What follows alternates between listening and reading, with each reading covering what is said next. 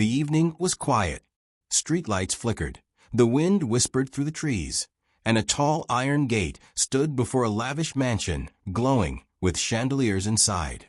An elderly man, dressed in a faded coat, clutched a worn walking stick. His hands trembled, not only from age, but from nerves. His eyes, tired, sunken, yet full of desperate hope, fixed on the house. "This is my son's home," he whispered, his voice cracking with emotion. The butler frowned. "Sir, you cannot just walk in." "Who are you?" The old man's chest tightened. I'm his father. Please let me see him." The butler hesitated, but before he could respond, the sound of heels clicking echoed. Out stepped a young woman in a glittering evening gown, elegant, confident, and sharp-eyed. She was David's fiancée, Clara. Her gaze swept over the old man, pausing on his frayed shoes and calloused hands. She smirked. "Father," she scoffed, "don't make me laugh. My David's father is a respected businessman, not this." She gestured dismissively. The old man's lips quivered. "I raised him with these very hands. I gave him everything I could." Clara tilted her head, cold amusement in her eyes. "And yet look at you. Pathetic. Do you think you belong here?" The butler shifted uncomfortably, but Clara's presence silenced him. The old man's heart pounded. Should he insist? Should he cry out the truth louder? Before he could decide, Clara stepped closer, her perfume heavy in the air.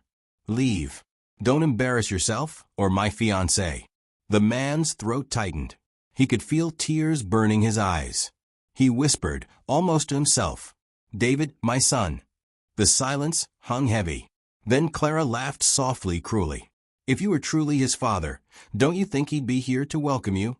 The old man's knees weakened. His grip on the cane slipped. The world spun. And then he fell. His body hit the cold marble steps with a sickening thud. Clara gasped but didn't move to help. She just stood there, lips pressed tight, eyes darting nervously toward the glowing doorway. Somewhere inside, a familiar voice called out, "Clara? What's going on?" It was David, and the old man's trembling lips formed the words he'd been holding back for years. "I'm your father." But would David hear him in time? Will David recognize the truth before it's too late? David's voice echoed closer, his footsteps firm against the marble. The old man's ears strained, his heart racing, desperate for his son to see him. But before David could appear, Clara bent down quickly. Her face softened into a mask of concern, but her words were sharp and low, meant only for the trembling man. "Get up. Don't you dare ruin this for me." The old man blinked, his vision blurred with tears. Why do you hate me so?" Clara's smile was icy. "Because you're nothing. A poor old beggar, pretending to be someone important. Do you think I'll let you spoil the life I built? I won't allow David to see you like this." The man's lips parted, but no words came. His chest ached as if crushed under a stone. Clara snapped her fingers. The butler, though hesitant, bent to help the man up. Escort him outside. Quietly. But before they could move, David's tall frame appeared in the doorway. His suit was crisp, his hair neatly styled, and his eyes filled with curiosity. "Clara? Who is this?" Clara turned instantly, her voice shifting into honey. "Oh, darling, just some stranger. He wandered to the wrong place. I was about to send him away." David's gaze moved past her and landed on the man. Their eyes met. The old man's lips trembled, his voice breaking. "David, my son. It's me." David froze. A faint frown appeared between his brows. He stepped forward. "What did you say?" Clara panicked. She slipped her arm around David's, her laugh too quick, too forced. "Don't listen to him, sweetheart. He's confused. Probably drunk or senile. Let's go back inside." But David didn't move. His eyes stayed locked on the frail man, who looked at him with tears streaming down his wrinkled face. "Your eyes," the old man whispered. "You have your mother's eyes." The words sliced through David like lightning. Memory stirred, an old photograph, a man he hadn't seen in decades, stories his mother once whispered late at night. David's lips parted, but before he could speak, Clara tugged his arm hard. "David, please. This is ridiculous. Don't waste your time. But David shook her hand off, his face pale. His voice trembled. Clara, what if he's telling the truth? Clara's eyes narrowed. For the first time, her composure cracked. Don't be foolish, she snapped, her tone dripping with venom. You're a successful man. Do you really want this dirty, pitiful old stranger claiming he's your father? Imagine what people will think. Her words stung, cold and calculated. The old man flinched, his heart breaking with each syllable. David stood still, torn between the life he had built and the fragile man before him. And in that tense silence, the old man whispered again, his voice faint but clear. I am your father, David, and I have come, because I never stopped loving you. The night seemed to freeze. Will David believe his father, or Clara's cruel lies? David's heart thudded in his chest. His fiancée's words clawed at him, but the man's broken whisper pulled at something deeper, something buried. He remembered being a little boy, clutching a man's rough, calloused hand. A gentle voice singing lullabies. Then nothing. Years of silence. His mother never spoke of his father again. Could it be? David, don't. Clara's voice was sharper now, panic seeping through. This man is dangerous. Can't you see? He's trying to manipulate you. But David ignored her. He stepped closer to the frail figure trembling by the gate. The old man's tears glistened under the dim light. I thought you were dead, David whispered. The man's lips quivered. Not dead, just lost. I worked in distant cities, trying to earn enough, but I failed. I lost everything. I didn't want you to see me broken. David's throat tightened.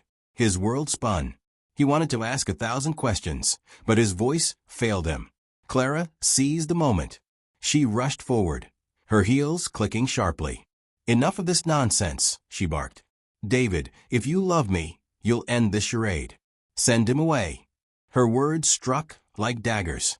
The old man flinched as though stabbed, but he straightened his back with what little dignity he had left. I won't beg for your acceptance, he said, his voice cracking yet steady. But I wanted to see my son before I die. Just once to tell him I love him. David's eyes burned. His chest heaved with emotion. He wanted to reach out, to embrace this fragile man who had come back from the shadows of his past. But Clara's shrill voice pierced the night again. David, think. Do you want to be mocked? People will laugh at you if you claim this beggar as your father. He has nothing to give you but shame. The old man's shoulders shook, but he lifted his gaze. I may have nothing, but I gave him life. Isn't that enough? David's breath caught. His mind swirled. Who was telling the truth of his future? Clara with her cold ambition, or this broken man with eyes full of sorrow? Clara clutched his arm again, her nails digging into his skin. Choose, David. Him or me. The silence was unbearable. Even the wind seemed to pause, waiting for David's answer. And in that moment, a car engine roared from down the street. Headlights cut through the night. Someone else was arriving. David's chest tightened.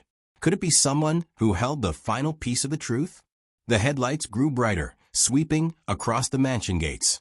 A sleek black car slowed, its tires crunching against the gravel. Clara stiffened, her grip tightening on David's arm. No, not now, she muttered under her breath. David turned sharply. Who is it? The car door opened. Out stepped a woman, graceful, with silver streaks in her hair and sorrow etched on her face. Her eyes landed instantly on the old man. Henry, she whispered, her voice trembling. The old man's knees nearly buckled. Margaret. David's heart stopped. Mother. The air grew heavy with tension. Margaret's eyes glistened with tears as she hurried forward, ignoring Clara's attempt to block her. She reached for the old man's hand, her fingers shaking. You came back. Clara's face drained of color. David, don't listen to her either. They're both liars, scheming for your money. But Margaret turned sharply, her voice cutting through the night like steel. Enough, Clara. Her eyes blazed. You dare humiliate him?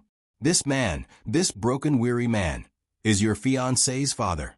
The only reason David ever had food, ever had a chance in life, was because of his sacrifices. David's chest heaved. He looked from his mother to his father, then back again. Is it true? His voice cracked. "Mother, is this really my father?" Margaret's tears spilled. She cupped his face, her hands warm. "Yes, David, he is. And though he stumbled, though he lost his way, he never stopped being your father."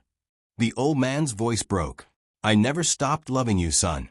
Clara's face twisted with rage. "David, don't be blind. If you accept him, you lose everything I promised you. The business connections, the respect, the life you deserve, it all disappears." David stared at her, his heart pounding.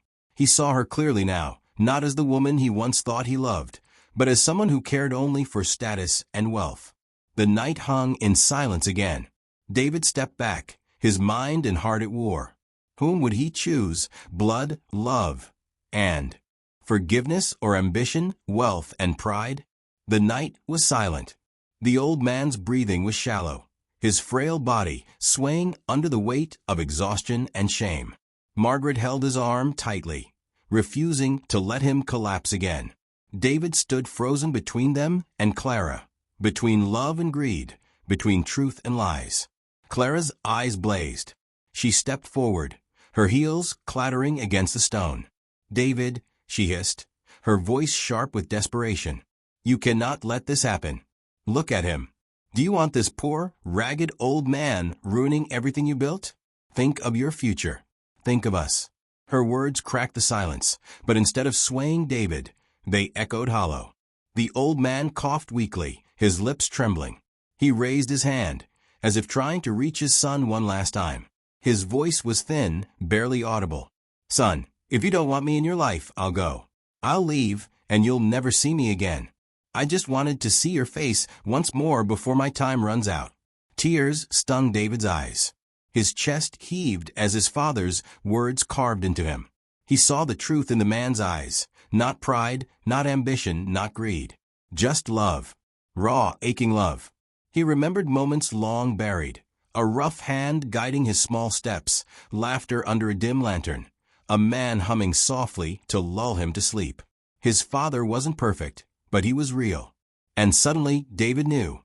His voice rang out, firm and trembling with emotion. "Clara, I see now. You never loved me.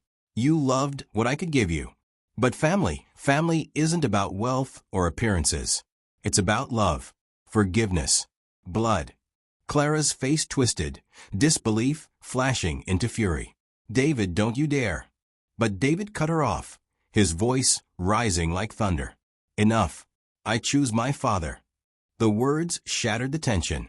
Clara staggered back as if struck, her face drained of color, her lips parting in silent rage.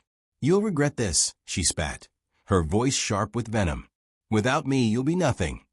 David stepped closer, his jaw tight, his eyes burning with conviction.